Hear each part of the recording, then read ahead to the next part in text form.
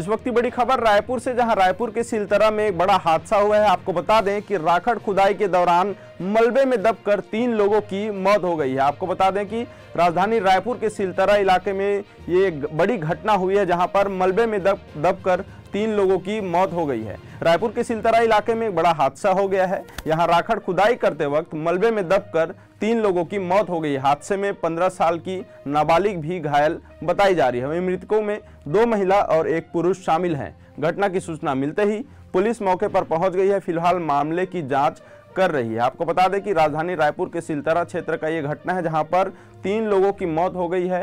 राखड़ की खुदाई करते समय अचानक मलबा धंसा और दब गया। वहां पर 3 लोग उस मलबे में दब गए, जिससे उनकी मौत हो गई है। वहीं 15 साल की नाबालिग बच्ची भी इस मलबे में दबी हुई थी, जो कि अभी घायल है।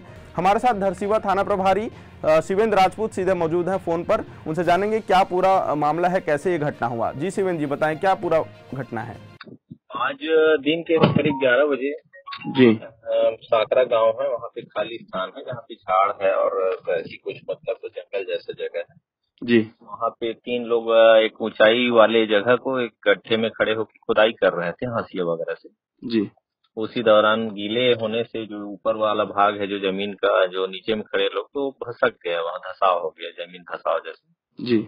इन्हीं के ऊपर गिरा तो बहुत ज्यादा गीला जमीन है तो बहुत ज्यादा वेट था उसमें जी। तो लोग उसी में दब गए। और भी कुछ लोग अंदर होने की कोई सूचना है? नहीं, हम लोग ये कर लिए हैं, उसको क्लियर किए हैं जगह को, तो फिर नहीं है और कोई दबे नहीं है और 3 ही लोग हैं। जी, बहुत बहुत धन्यवाद। कराने वाले बहुत बहुत धन्यवाद सर इस महत्वपूर्ण जानकारी के लिए। धन्यवाद।